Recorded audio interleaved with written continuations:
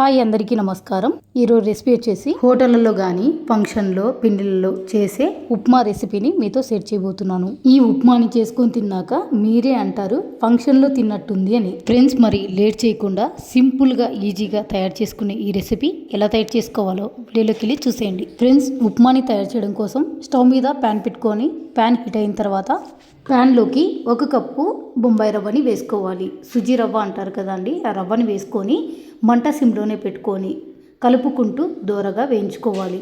రవ్వంతా ఇలా దోరగా వేయించుకున్న తర్వాత ఒక ప్లేట్లోకి తీసుకొని పక్కన పెట్టుకోవాలి. అదే ప్యాన్లోకి ఒక 4 టేబుల్ స్పూన్ల వరకు నూనె అయితే వేసుకోవాలి. ఇందులోనే 1/2 టీ స్పూన్ నెయ్యి వేసుకొని వేడి చేసుకోవాలి.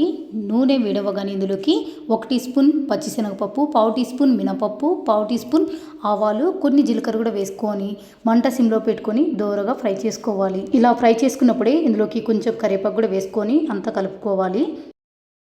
తర్వాత ఇందులోకి కొద్దిగా అల్లము, 1 క్యారెట్, 1 ఆనియన్, 2 పచ్చిమిరపకాయలు సన్నగా కట్ చేసుకొని వేసుకోవాలి. ఇందులో 1 ఎండుమిర్చి కూడా వేస్తున్నానండి. ఇందులో క్యారెట్ అనేది పూర్తిగా ఆప్షనల్ అండి. మీకు ఇష్టం ఉంటే వేసుకోవచ్చు, లేదంటే స్కిప్ చేయొచ్చు. వేసుకుంటే చాలా బాగుంటుంది. ఇలా అన్నీ వేసుకున్న తర్వాత ఇందులోకి కొన్ని జీడిపప్పులు కూడా వేస్తున్నాను. నేను ఇక్కడ జీడిపప్పు ముందే వేస్తున్నానండి. మీరు కావాలంటే ఉప్మా అయిన తర్వాత సపరేట్గా ఒక కడాయిలో కొద్దిగా నెయ్యి వేసుకొని జీడిపప్పుని వేయించుకొని తర్వాత ఉప్మాలో యాడ్ చేసుకోండి. జీడిపప్పు తినేటప్పుడు నేతి ఫ్లేవర్తో చాలా బాగుంటుంది. అలా ఒకసారి ట్రై చేయండి. లేదంటే ఇలా డైరెక్ట్ పప్పులో అయినా వేసుకోవచ్చు. ఉల్లిపాయలు, క్యారెట్ ఏమాత్రం మాడిపోకుండా ఇలా కలుపుతూ బాగా ఫ్రై చేసుకోవాలి. చూడండి, ఉల్లిపాయ ముక్కలు, క్యారెట్ ముక్కలు ఇలా ఫ్రై చేసుకున్న తర్వాత ఇందులోకి ఒక చిన్న టమోటాను కట్ చేసుకొని వేసుకోండి. ఇందులోనే 1/4 టీ స్పూన్ పసుపు, అలాగే రుచికి తగ్గట్లు కల్లుప్పు కూడా వేసుకోవాలి. ఇలా వేసుకున్నాక కలుపుకుంటూ టమోటా కాస్త మెత్తగేంత వరకు కలుపుతూ ఫ్రై చేసుకోవాలి. చాలామందికి ఉప్మా అంటే ఇష్టం ఉండదు. అబ్బా ఉప్మానా అంటారు. ఒక్కసారి ఈ విధంగా చేసి పెట్టారంటే ఇష్టం లేని వాళ్ళు కూడా చాలా ఇష్టంగా తింటారు. తప్పకుండా ఇలా చేసి పెట్టండి.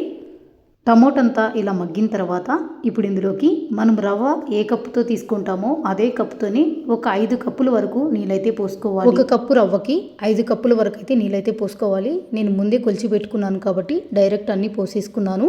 ఇలా నీళ్ళు పోసుకున్న తర్వాత అంత ఒకసారి బాగా కలుపుకోవాలి. ఉప్పు సరిపోయిందో లేదో ఒకసారి చెక్ చేసుకోండి. నాకైతే అన్నీ కరెక్ట్గా సరిపోయినాయి. ఇప్పుడు మంట మీడియం ఫ్లేమ్ పెట్టుకొని ఈ వాటర్ అంతా బాగా మరిగిచ్చేసుకోవాలి.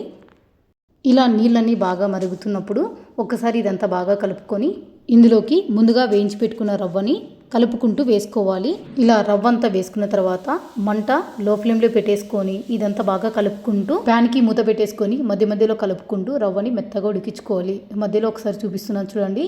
ఇలా కొంచెం దగ్గర పడినాక ఒక్కసారి ఇదంతా బాగా కలుపుకొని ఉడికించుకోవాలి, లేదంటే మాడిపోతుందండి.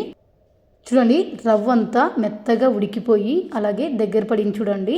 ఇప్పుడు ఇదంతా ఒకసారి బాగా కలుపుకొని ఇప్పుడు ఇందులోకి కొంచెం కొత్తిమీరని కట్ చేసుకొని వేసుకొని కలుపుకోండి. అంతేనండి, ఎంతో సింపుల్గా టేస్టీగా ఉప్మా అయితే రెడీ అయిపోయింది. ఇప్పుడు స్టవ్ ఆఫ్ చేసుకుందాము. చూసారు కదా, చాలా సింపుల్గా హోటల్లో, ఫంక్షన్లలో, పెళ్ళిళ్ళలో తయారు చేసుకునే ఉప్మా అయితే రెడీ అయిపోయిందండి. తప్పకుండా ఒకసారి ట్రై చేయండి. ఇంట్లో వాళ్ళకు ఇలా చేసి పెట్టారంటే ఉప్మా ఇష్టం లేని వాళ్ళు కూడా ఉప్మాకి ఫ్యాన్స్ అయిపోతారు. తప్పకుండా ఒకసారి ట్రై చేయండి. ఫ్రెండ్స్, మరి వీడియో నచ్చితే లైక్ చేయండి, షేర్ చేయండి, అలాగే ఛానల్ని సబ్స్క్రైబ్ చేసుకోండి. ఇంకా ఇలాంటి వెరైటీ వంటకాల కోసం పక్కనున్న బెల్ ఐకాన్ని యాక్టివేట్ చేసుకోవడం మాత్రం మర్చిపోకండి. Thank you for watching.